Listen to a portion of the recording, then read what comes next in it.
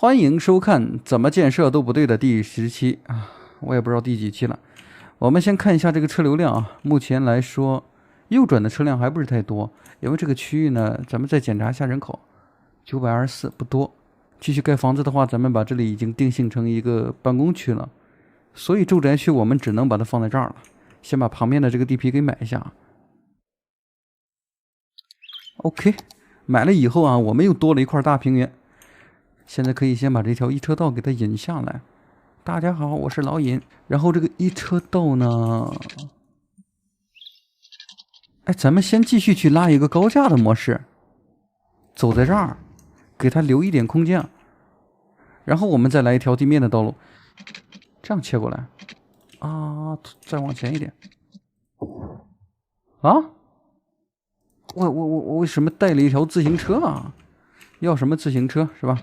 那麼前方的道路就比較好連接了，這是一條高架的模式，讓這條高架啊，讓它繼續行走，然後我們讓這條高架直接和上方去連接一下，啊，這樣是沒有毛病的嘛。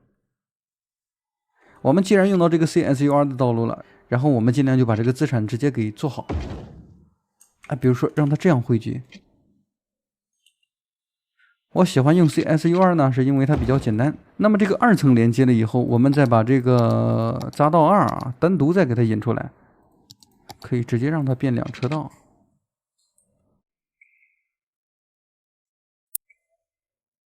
來，我們去地面上去看一下，1車道讓它上高架，2車道呢讓它繼續走平面。至於前方的2車道呢，咱們就可以從這個位置去打一條彎曲了。這條彎曲可以稍微隨意一點。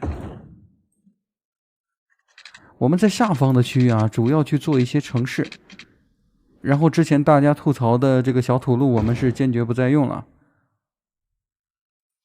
把這邊的1、2也去連接一下啊，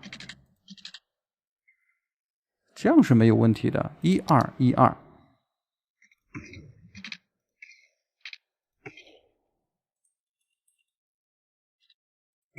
這邊是1、2 P 變1、2。就是現在我们這個城市的人口有點太少了，所以我們現在這個匝道的寬度是夠的，就這樣了。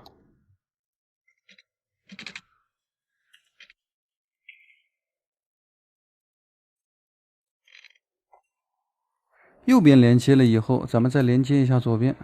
左邊先可以把這個匝道稍微升高一點，讓它明顯越過了旁邊這個主幹道的高度，然後呢，我們就可以任意的去打彎曲了。啊，這高度是不是有點太高了？再降一點，降到這兒。啊，可以了。OK， 我很滿意。然後呢，再打彎曲的話，去連接一下前方的節點。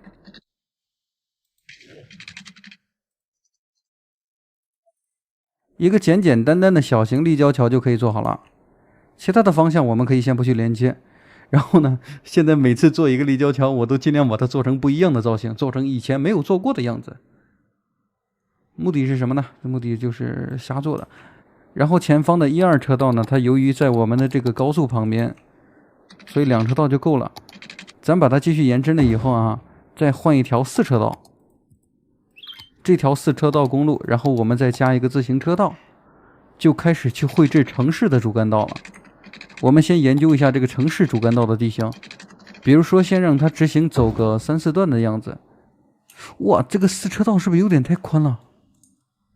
不過還好，我們旁邊這個高速呢，它現在沒有客流量。等後期啊，我們再去加一些比較大型的立交。那麼再向前走的話，我們可以根據這個地形稍打一點點彎曲，稍歪一點點是無所謂的，大概要和我們旁邊這個機場的道路要平行一點，其他的地方無所謂。然後其他的位置呢，咱們可以換個角度再增加幾條主幹道。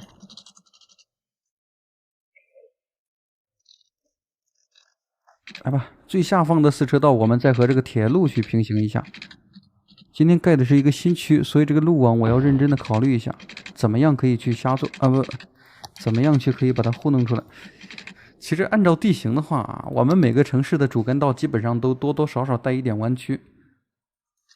我也不是說刻意去還原哪個城市啊，目的就是讓它看起來稍微有特色一點。已超出城市邊界。看一下這個地皮，這個地皮買不了啊，這個地皮買不了。那麼前方的路段就可以去連接了。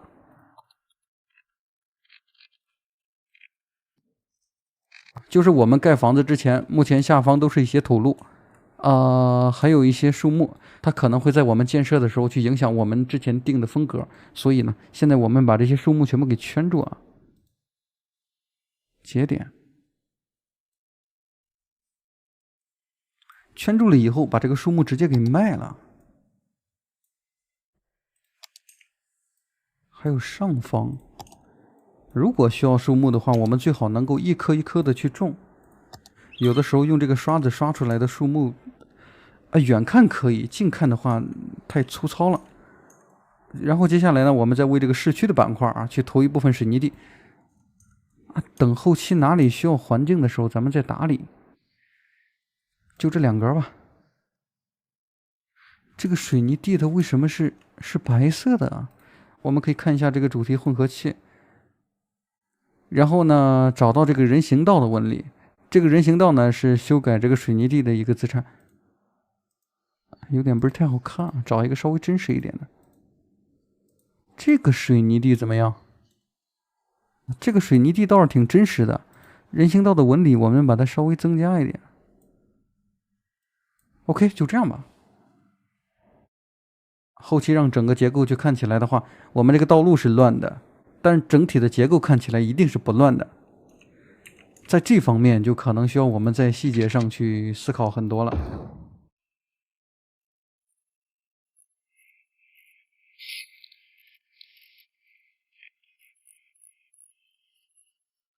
現在我們找一下啊，比如說從這格裡面開始，這格蓋小區的話，這個小區的大門應該在這條路上。然後我們再用一條小區內部的道路啊，可以開一個正門。OK， 就這樣吧。咱們作為城市的外環啊，這個地方放住宅樓，這個地方放商店，然後下方也需要放住宅樓。等級3 ，OK， 這個房子還可以。就是這個房子，它的造型有點太時尚了啊，可能不太符合後期我們的要求啊。等它蓋起來以後，看一下這個間距的問題。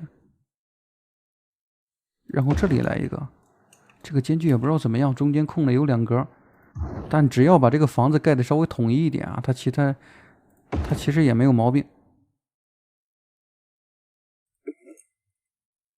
就是外環的問題啊，這個外環肯定是需要放一部分商店的，咱們就把高密度的商業區直接放在這兒。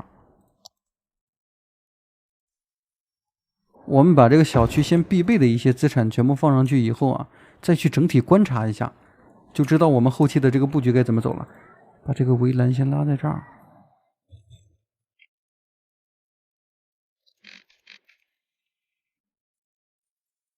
連接外環的區域，我們放商店的話就有點不是太真實了。咱們這個商店呢，現在集中都建設在這個小路的旁邊啊，對面也可以來一點啊。高密度商業啊，這個位置也可以啊。然後這個小區內部呢，可以去適當的放置一些樓王。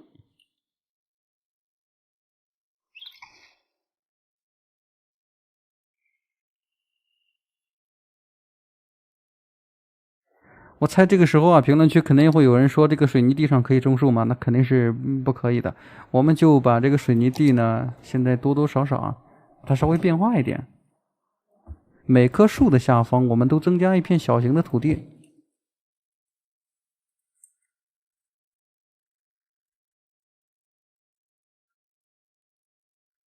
這是一個快速的建造法。那麼我們這個小區呢，現在也可以增加幾百的人口了。就是唯獨這些住宅區呢，他們現在也產生了一些犯罪的行為，犯罪率過高。一是我們這個地方現在警察局肯定是到不了。找到這個警察總部呢，咱們先把它放在這個小院裡，然後再把遊戲繼續啊。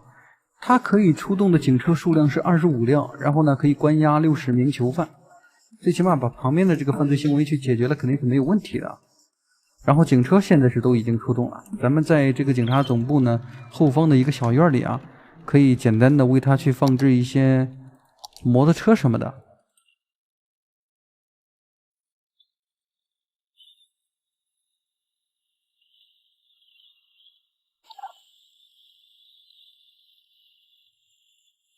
哎，那么这个警察局后方呢，咱们看一下，为它增加一个篮球场什么的，正好去增加一下附近的娱乐值。按照我们这个游戏的设定来讲，这个篮球场它不管放在哪儿，这个市民他都是可以过来游玩的。